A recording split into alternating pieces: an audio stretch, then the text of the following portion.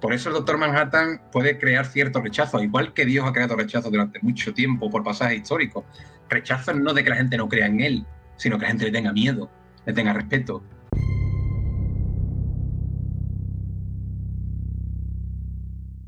Es verdad que muchos superhéroes, que has dicho tú lo de la muerte y la resurrección, pero yo te quería hacer una pregunta sobre uno de mis superhéroes favoritos. ¿Qué crees tú, o sea, cuál crees tú que es el arquetipo?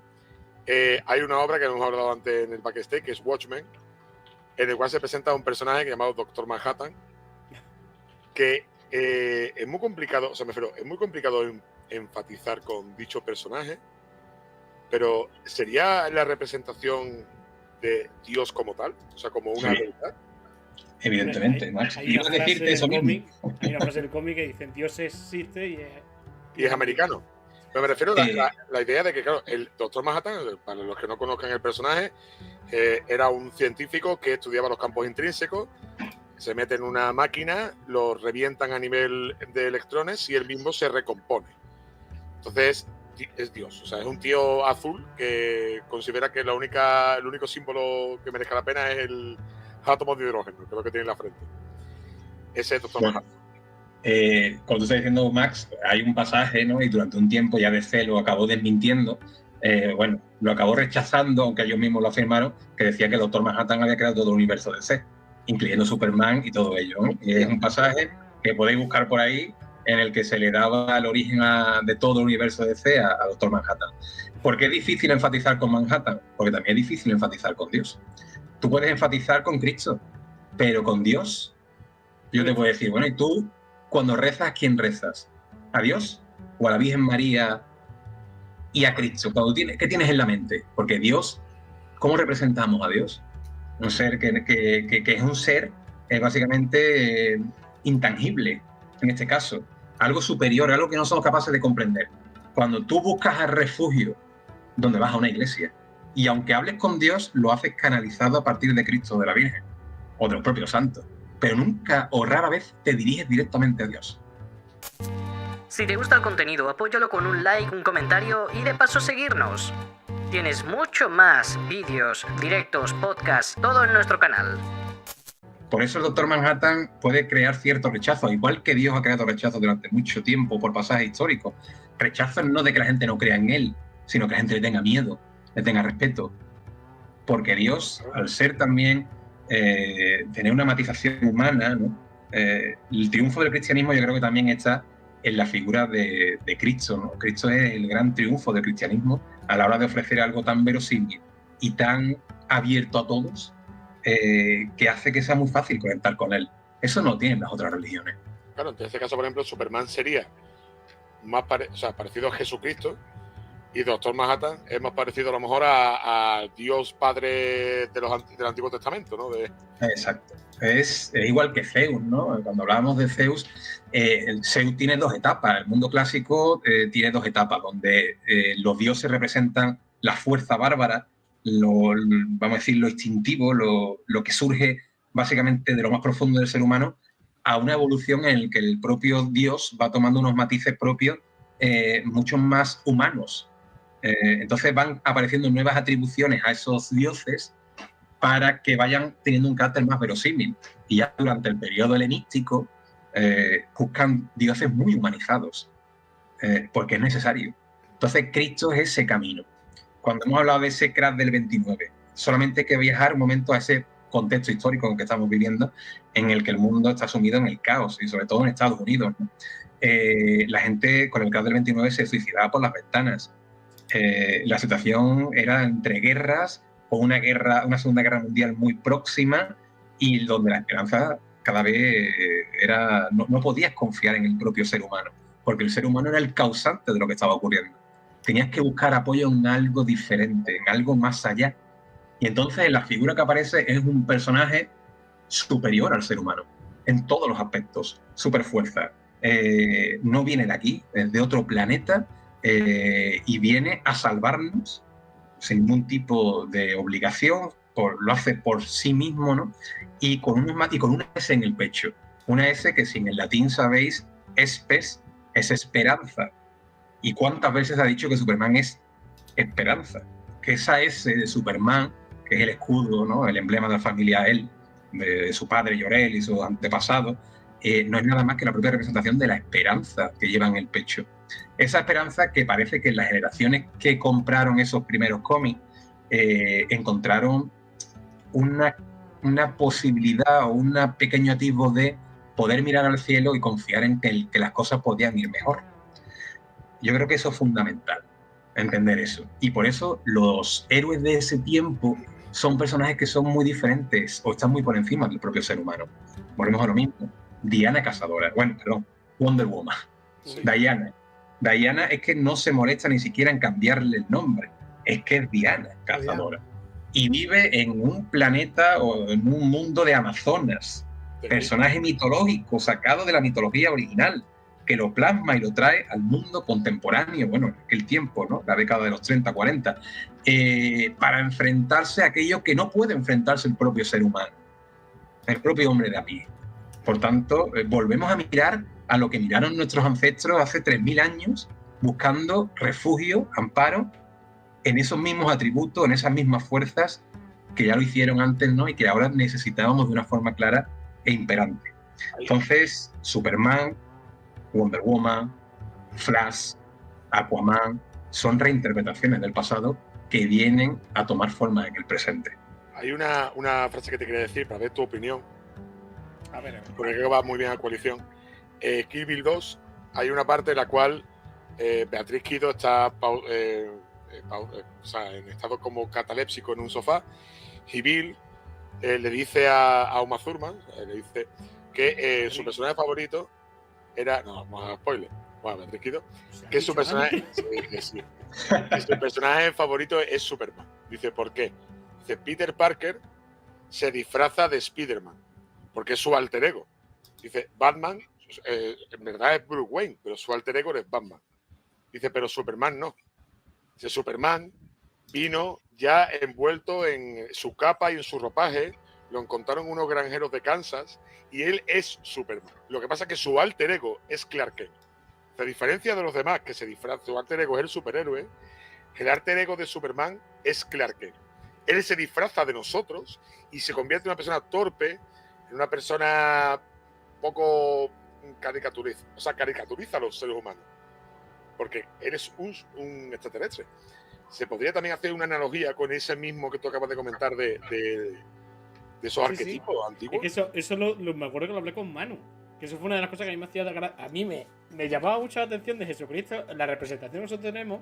Porque yo de siempre, hubo una frase que Max me acuerdo que le gustó mucho cuando lo dije, que digo, no es intentar ser como Jesús, tener el listón muy alto, es como, oye, es que, joder, que el hijo de Dios, es que no estamos hablando de cualquiera. ¿No te sería mejor algo más cercano, algo más tangible? Como los santos. Como los santos. Por eso digo, aparte, lo que ha dicho Max con Superman me resulta muy llamativo porque me ocurre con otros superhéroes. Me siento yo más identificado con cualquiera que ustedes penséis que tiene una hipoteca, que tiene una familia que tiene que proteger, que tiene que currar para sacarse dinero de su vida real y no del alter ego. Antes que, por ejemplo, Superman, que se encuentra en un limbo que el propio cómic, la sociedad y todo lo ha puesto en ese limbo y en ese pedestal, frente a otros muchos superhéroes que me siento... Pero es que no es la sociedad, es que Superman es así. Es que la cosa es, Superman se disfraza de nosotros. Sí. No es que alguien se disfrace de Superman. Esa frase de Kill Bill, Tarantino es muy friki también, evidentemente, pero el problema que tiene esa frase es que Superman, al igual que quizá otros superhéroes no tanto, porque ya surgieron de otros matices, pero Superman ha ido adaptándose a los tiempos. Superman, tú bien dices que su alter ego es Clark Kent, sí, pero hubo un momento en el que, como bien dice Asusteo, tú no puedes tener devoción o no puedes conectar con un superhéroe que no tiene problemas económicos, que todo es maravilloso, que le está esperando Lois Lane en su casa, mientras que él se pega una paliza con un tío de a pie al que le parte la cara fácilmente y que vuelve a su casa sin ningún tipo de problema. Ese superhéroe ha habido momentos en la historia en el que no es atractivo. ¿Cuándo ha sido ese alter ego, como bien decía Tarantino en Kill Bill? En ese Crash del 29. Ahí Superman estaba por encima de todo. Porque el ser humano, él estaba por encima de ese hombre torpe, de ese hombre llano, porque era necesario hacerlo. Sin embargo, vamos a ver cómo con el paso del tiempo, esta película que ha salido actualmente, no vamos a hacer spoilers para aquellos que no la hayan visto, pero a muchos les ha gustado porque ha podido ver a un Superman más humano. Un Superman y un Clark Kent más humano. Y eso ha sido, creo que es parte del triunfo de la película. Porque siempre hemos visto a un Christopher Reeve que de nuevo, cuando era Superman, y cuando era Clark Kent, pues que Clark Kent es anecdótico. Pero es que no, porque al fin y al cabo te quieren decir que Superman vive en este mundo, convive con nosotros y debe tener los mismos problemas que tenemos nosotros. Si no, ¿qué hace aquí este señor? Por tanto, te quiero decir en un momento de la historia, Superman ha ido evolucionando y transformándose, porque estamos hablando de ese primer momento en el que los superhéroes surgen, pero necesitan esa visión. Pero luego vamos a tener otro momento, ¿no? Bueno, sobre todo la Segunda Guerra Mundial será clave para el triunfo también de estos superhéroes, porque ahora el superhéroe se va a ver manchado de otra connotación, la política. Y es ahí donde aparece, que todavía no era Marvel como tal, ¿no? Pero aparecerá un personaje que yo creo que también es determinante, ¿no? Yo lo llevo aquí en el pecho, yo soy muy fan de él, pero que es el propio Steve Rogers o el Capitán América. El Capitán América no es nada más que un producto para afianzar, ganar y crear adeptos fieles a los Estados Unidos de América en un conflicto bélico como era la Segunda Guerra Mundial. Un chico. Qué bonito que la película no lo olvidara. Dice que a mí me crearon para vender bonos del y lo hace muy bien, lo hace muy bien en ese aspecto, porque Capitán América no es nada más que un producto para atraer a masas que iba a ser el futuro del país. Tanto que el primer cómic del Capitán América es el propio Steve Rogers dándole un puñetazo a Adolf Hitler. Sí. Creo que no hay mayor reivindicación ni mayor clara intención. Antes de seguir con el Capitán América, porque es muy interesante, vamos a repasar un poco las preguntas que nos han hecho en el chat, ¿vale? Perfecto, Max. Vale, primero nos ha preguntado por aquí Teodosio, dice, a lo mejor digo una tontería, pero ¿Superman murió? Sí, eso iba a contestar yo antes. Ha muerto Superman, ha muerto Batman, ha muerto muchísimos superhéroes. Ha muerto todos. Spider-Man, todos han muerto, pero todos después han resucitado, evidentemente. Claro, hay que vender cómics. Hay que seguir vendiendo. Después siempre sacan los universos alternativos, las líneas de cómics distintas. Esto pasó en el pasado, ahora estamos en otro momento. Y hay una pregunta. JM me ha hecho una buena pregunta hablando sobre el tema de la representación de Dios.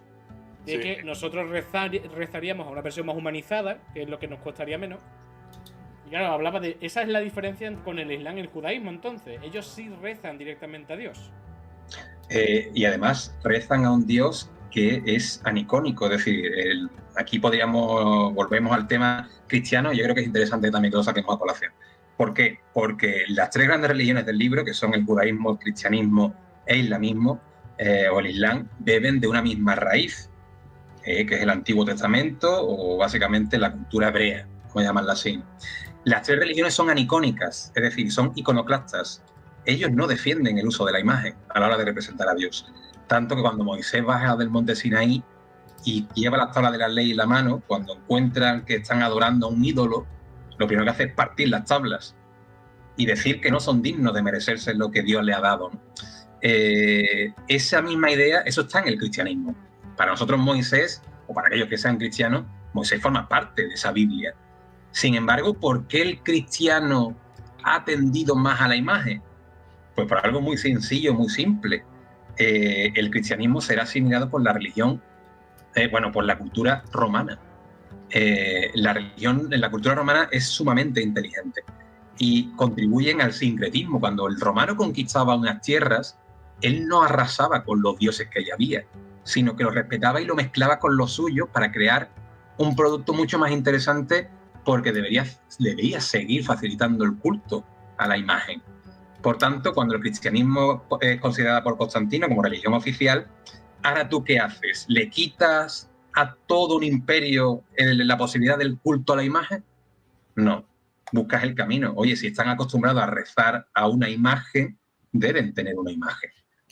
Entonces, eso es una de las causas principales de que el carácter anicónico quede perdido en gran parte de Europa. También sabemos que tenemos la iglesia bizantina, ¿no?, donde el icono, tiene cierta relevancia, pero incluso está prohibido en algunos aspectos, ¿no? Pero el triunfo de la imagen en la religión cristiana se debe a ese aspecto. Y hemos hablado de Superman, de cómo Clark Kent, cómo no. para que veáis cómo la propia figura de Cristo ha ido cambiando con el paso del tiempo. En el periodo paleocristiano, es decir, el periodo que va desde el periodo de catacumbas, esos primeros siglos del cristianismo, hasta el siglo IV o V aproximadamente, no se podía representar a Cristo ni elementos cristianos. ¿Qué hacían? Utilizaban pasajes del mundo clásico.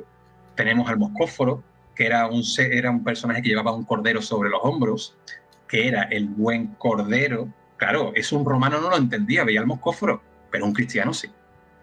Por supuesto también el pez, ¿no? Las representaciones, como ya digo, del cordero, Daniel y los leones lo representaban con una similitud parecida a Hércules con los leones. Es decir, ellos buscaban esos recursos, ¿no?, para poder mostrar pues esos pasajes que estáis viendo, ¿no?, ese famoso Moscóforo que nosotros a día de hoy seguimos utilizando. El buen cordero, es que nosotros tenemos el buen pastor, ¿no? El buen pastor, y lo seguimos utilizando como recurso. Y fijaos cómo representan a Cristo en muchos aspectos. Tenemos pinturas que se conservan en las catacumbas donde Cristo aparece sin barba, imberbe, al estilo apolíneo, es decir, al estilo de Apolo. ¿Y por qué? Porque es que Apolo era el sol y Cristo era el sol. Entonces vemos una representación muy propia, ¿no? ¿Qué ocurre? Que a medida que va pasando el tiempo, la figura de la figura de Cristo va adaptándose a los momentos que llegan, ¿no? Y durante el románico, por ejemplo, vemos un Cristo que aparecerá crucificado, por ejemplo. ¿Pero dónde aparece crucificado? La cruz, que había sido un elemento de rechazo, un elemento de martirio, un elemento que hacían el peor castigo y el más ridículo, ¿no?, para ridiculizar al reo que sobre ella estaba, se convierte en un trono. Y el propio Cristo aparecerá en una cruz enjollada, donde portará una corona, no una corona de espinas, sino una corona de rey y una túnica de rey. La corona se convierte en un trono y Cristo aparecerá entronizado, porque en ese momento, en el románico, no había que buscar a Dios en la tierra, sino que había que buscarlo en las alturas. Por tanto, de nuevo volvemos a ver cómo la figura de Cristo se ha ido adaptando. Y ahora vamos al gótico, donde en el gótico vemos una representación de un Cristo mucho más, en algún aspecto, hierático, pero un Cristo que se va humanizando en muchos aspectos, también adaptándose a ese tiempo. Y llega el Renacimiento. Y en el Renacimiento hay una representación, no sé si alguno lo sabéis, Miguel Ángel representa a Cristo desnudo. Hay una pequeña talla de un Cristo crucificado que está en el Santo Espíritu de Florencia, que Miguel Ángel regala a esos frailes, ¿no?, por permitirle realizar prácticas de anatomía que estaban prohibidas y de disecciones. Esos frailes se lo permitía realizar a cadáveres, y él, como regalo y obsequio, le regala esta pequeña talla, un Cristo desnudo, completamente, ahí lo estáis viendo, hierático, sin un rasgo de sangre, de sufrimiento, de nada. ¿Cómo un Cristo crucificado no tiene una gota de sangre? Pues muy sencillo, porque no es un castigo humano. Este Cristo está muy por encima, de nuevo, de la tierra. Mira a los dioses de la antigüedad y se convierte en una representación del propio Apolo, de nuevo, del propio Zeus. Está por encima del bien y del mal. Él está en otro ámbito. Hay un rasgo muy propio del Renacimiento que se llama terribilidad, en la que los santos, Cristo, tiene una mirada que parece que mira como con castigo y con rechazo. No es rechazo, es que te está mirando como perteneciendo a un mundo diferente al tuyo. Y eso es lo que se representa en este pasaje del Renacimiento. Así se representa a Cristo, como una divinidad del mundo antiguo, como un Dios que no ha sufrido el castigo. Es una pauta más que ha tenido en ese camino, pero él ha estado siempre por encima. Aquí lo espiritual vence a lo humano. Y llega el barroco. Y cuando llega el barroco, la gente, surge el protestantismo, la gente pierde parte de la fe, vemos como las enfermedades como la peste anida por las calles, la gente está perdiendo la esperanza, y rezar a un Dios que está por encima de nosotros no es atractivo. Y más con el Concilio de Trento, hay que buscar algo que sea mucho más humano. Y ahí vemos cómo se produce el gran triunfo de la escuela de cultura sevillana, barroca, ¿no?, que es el naturalizar a Cristo, en convertirlo en humano, en mostrar sus heridas, en mostrar su rostro sufriente, en mostrar todas y cada una de las llagas que le ha provocado la crucifixión. El nudismo, la corona de espinas. ¿Por qué? Porque ves a una persona que ha sufrido ese camino como humano, y el triunfo, ¿cuál ha sido? Pues ese sacrificio ha tenido solamente una causa: el obtener la resurrección y el triunfo de la vida sobre la muerte y la liberación de nuestros pecados. Por tanto, vemos como Cristo también se ha ido adaptando a las modas y a los tiempos, dependiendo del propio ser humano, al igual que lo han hecho otras culturas con sus imágenes, y al igual que lo hace el mundo del cómic. Por tanto, Superman ha ido adaptándose, dependiendo de la necesidad que ha tenido el propio lector por tiempos, ¿no? Entonces, yo creo que eso es clave para poder entender la iconografía del superhéroe. Nosotros hemos ido adaptando el personaje dependiendo de lo que nos ha venido bien y lo que hemos querido reflejar. ¿Para vender cómics? Sí, pero que es un reflejo de lo que se necesita en aquel momento. Recordad que también tenéis el podcast en iVoox y en Spotify. Directos los martes y los jueves a las 9:30 de la noche.